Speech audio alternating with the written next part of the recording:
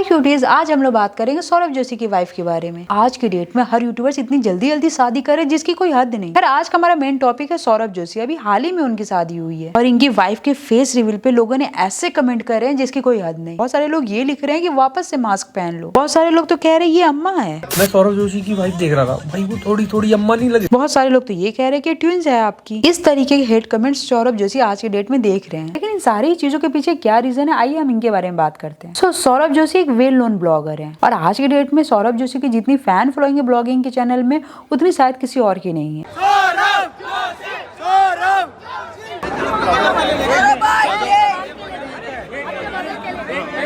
एक जो ब्लॉगर्स होते हैं ना, उनको एक चीज की बहुत ज्यादा आदत होती है, वो होती है हाइप क्रिएट करने की। ये चीज हमने यूके राडा के केस में भी देखी है, ये चीज हमने गौरव तनेजा के केस में भी देखी है और सेम तरीके की गलती सौरभ जोशी ने भी की। सौरभ जोशी ने लगभग 6 महीने पहले बता दिया था कि उनकी शादी होने वाली और वो अपनी वाइफ को ब्लॉग में भी लाने लगे थे, लेकिन एज यूजुअल हाइप बनाने के चक्कर में उन्होंने अपनी वाइफ को मास्क पहना रखा था। इनके मैक्सिमम कंटेंट में यही देखने को मिलता था कि आज फेस रिवील होगा, कल फेस रिवील होगा, लेकिन ये चीज नहीं हुई। फेस कब रिवील हुआ? शादी से कुछ दिन पहले। अब जैसे ही इन्होंने फेस रिवील किया, लोगों ने इनको क्रिटिसाइज करना शुरू कर दिया। ऑनेस्टली मैं बताऊं तो किसी के फेस से किसी को जज करना बिल्कुल भी सही नहीं है। हो सकता है कि उनका फेस आपको पसंद ना आ रहा हो, लेकिन उनके अंदर जो क्वालिटी है वो आपसे बेहतर ही होगी। कुल मिला के मेरा यहाँ पे बस इतना सा कहना है कि आपको किसी को भी किसी के फेस से जज नहीं करना चाहिए। लेकिन हाँ, यहाँ पे जितनी गलती ऑडियंस की है ना, उतनी ही गलती सौरभ की भी है। सौरभ जोशी के ऊपर मीम्स आज से नहीं बन रहे। सौरभ जोशी के ऊपर मीम्स उनकी दादी के टाइम से ही बनते हुए आ रहे हैं। मतलब जो मेंबर्स सौरभ जोशी की दादी तक को नहीं छोड़ा, उनको कैसे लग गया कि उनकी वाइफ को छोड़ देंगे। पर दूसरी बात, अगर सौरभ जोशी पहले दिन ही अपनी वाइफ का फेस रिवील कर दिए होते तो इतना हेट उनको नहीं मिलता जितना हेट उनको आज के टाइम पे मिल रहा है। खैर, इसके अलावा सौरभ जोशी की वाइफ के ऊपर बहुत ही ज्यादा एलिगेशंस लग रहे हैं जो बिल्कुल ही गलत है। इस लाइक की बहुत सारे लोगों ने रेडिट के ऊपर एक पोस्ट शेयर की है जिसमें वो बता रहे हैं कि सौरभ जोशी की वाइफ ड्रिंक किया करती थी।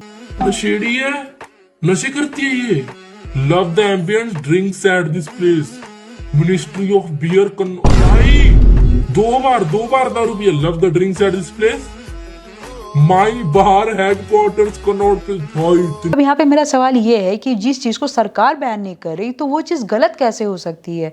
यहाँ पे कोई मुझे क्लियर करके जरूर बताए। देखिए, यहाँ पे मैं मानती हूँ कि शराब स्वास्थ्य के लिए हानिकारक होता है, लेकिन अगर कोई व्यक्ति ड्रिंक कर रहा है तो उस चीज को लेकर आप उसके कैरेक्टर को जस्टिफाई नहीं कर सकते। और अगर वो ड्रिंक कर भी रही है तो इसमें गलत क्या है जिसमें इतना ज्यादा इश्यू बनाया जा रहा है? हाँ, यहाँ पे ये चीज मैं मान सकती हूँ कि सौरभ जोशी की जो मैक्सिमम ऑडियंस है वो बच्चों वाली है, लेकिन यहाँ पे सौरभ जोशी अपने चैनल पे थोड़ी बता रहे कि उनकी वाइफ ऐसा कुछ कर रही है। अब सौरभ जोशी अगर अपने चैनल पे ये सारी चीजें डालने लगे तो नो डाउट गलत है, लेकिन आप किसी के पास से किसी का प्रेजेंट जज नहीं कर सकते। लेकिन इन सबके बाद भी ऑडियंस ने इतना इलॉजिकल आंसर दे रखा ना जिसकी कोई हद नहीं। सौरभ जोशी के बाद और ट्रिगर्ड इंसान के बाद लोगों को ये चीज समझ में आई कि चीज को इतना ज्यादा हाइप नहीं करनी चाहिए। आज के डेट में बहुत सारे क्रिएटर्स हैं जिन्होंने शादी कर ली, लेकिन लोगों को इनके बारे में नहीं पता। मुनव्वर फारूकी ने भी शादी कर रखी थी, लेकिन उन्होंने ये चीज 4 से 5 साल बाद बताया। इसके अलावा और भी कई सारे क्रिएटर्स हैं जो सीक्रेट रिलेशनशिप में है। अगर वो अपनी शादी के पोस्ट को डायरेक्ट डालेंगे तो लोगों को क्रिटिसाइज करने का मौका ही नहीं मिलेगा। लेकिन आज की डेट में हर क्रिएटर्स को हाइप बनानी है, हर चीज को कंटेंट बनाना है, और जब अगर आप अपने पर्सनल लाइफ के ऊपर कंटेंट बनाएंगे तो लोग उस चीज को भी डिस्कस करेंगे, और जब लोग उस चीज के बारे में डिस्कस करें तो मेरे ख्याल से आपको उस चीज का बुरा नहीं लगना चाहिए। खैर क्यूटीज, आज का वीडियो थोड़ा छोटा है, लेकिन सौरभ जोशी की वाइफ को लेकर आपका क्या ओपिनियन आपको मुझे कमेंट करके जरूर बताइए। बाकी हाँ, अगर आप लोग को मेरी ये वीडियोस देखने में मजा आ रहा है